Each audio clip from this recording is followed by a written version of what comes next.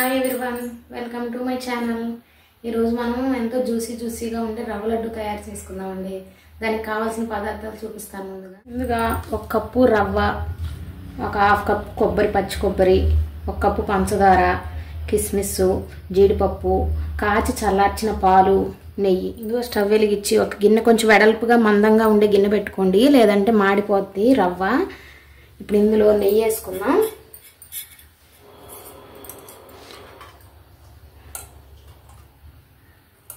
ముందుగా ఒక 3 స్పూన్లు నెయ్యి వేసాను నేను.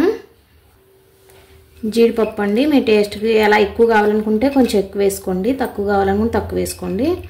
జీడిపప్పు వేయించుకుందాం. జీడిపప్పు ఇలా కొంచెం వేగింది కదా, ఇప్పుడు కిస్మిస్ వేసుకుందాం. జీడిపప్పు కిస్మిస్ ఒకేసారి వేస్తే కిస్మిస్ ఎక్కువగా వేగిపోతాయి, జీడిపప్పు వేగవు. అందుకని జీడిపప్పు కొంచెం వేగిన తర్వాత అప్పుడు కిస్మిస్లు వేసుకోవాలి మనం. జీడిపప్పు కిస్మిస్ వేగిపోయాయి. నెయ్యి రాకుండా జీడిపప్పు కిస్మిస్ ఒకటే తీసుకొని గిన్నెలో వేసుకున్నాం. 1 కప్పు రవ్వ అండి, రవ్వ వేసేస్తున్నాను.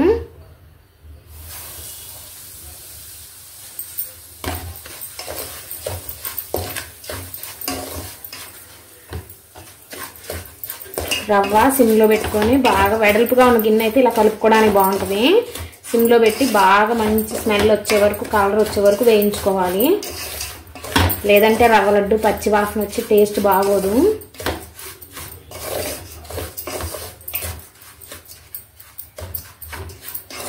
ఇలా కలుపుతూనే వేయించుకోవాలి. రవ్వ ఇలా సగం వేగిందండి. ఇప్పుడు కొబ్బరి కూడా వేసేసుకుందాము.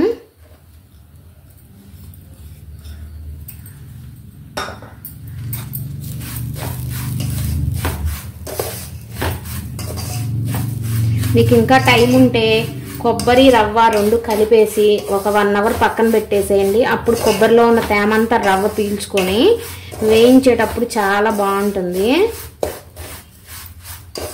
ఇలా 2 కలిపి వేయించుకున్నా ఇప్పుడు బాగుంటుంది. వేగేలోపు ముప్పావు కప్పు పంచదార అండి. మీకు కొంచెం తీపి ఎక్కువ తింటే కప్పు వేసుకోండి.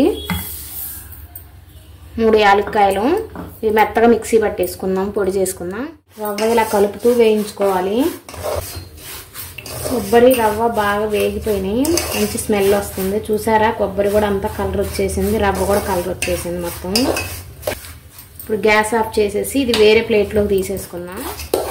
ఒక పళ్ళలోకి తీసేసుకుందాం అండి. ఇది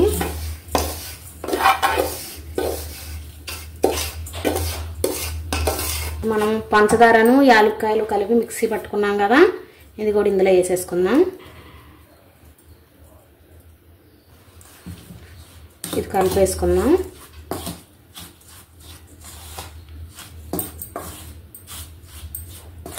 ఇది ఇలా బాగా కలిసేలాగా కలుపుకుందాం.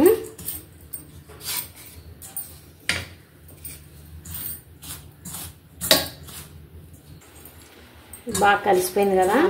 కాచి చల్లార్చి కొంచెం గోరువెచ్చగా ఉన్నప్పుడు తీసుకోండి పాలు. ఇవి సరిపోను వేసుకుందాం. అన్నీ ఒకేసారి వేయొద్దు.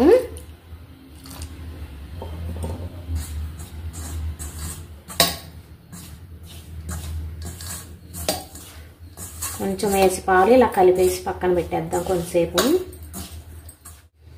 ఇలా అంతా కలిసేలాగా కలుపుకుందాం.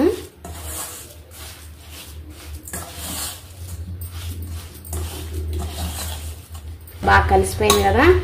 ఇలా కొంచెంసేపు ఉంచేసి మూత పెట్టేస్తే రవ్వ, ఈ పాలు అన్నీ ఉన్నాయి కదా, అది పీల్చేసుకుంటుంది, బాగుంటాయి. అప్పుడు 10 నిమిషాలు అయిపోయిందండి, తీసి చూద్దాము ఎలా ఉందో.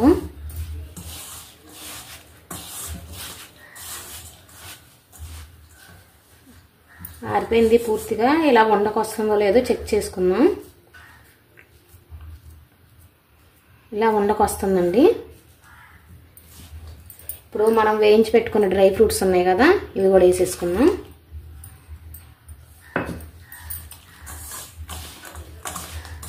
కలిపేసుకున్నాం.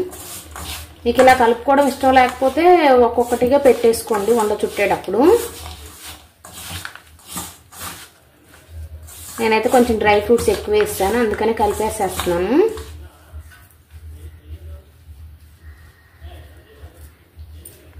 మీకు ఏమైనా కొంచెం తేమ తక్కువగా ఉంది, ఉండ రావట్లేదు అనుకుంటే ఇంకొంచెం పాలు వేసేసుకోండి.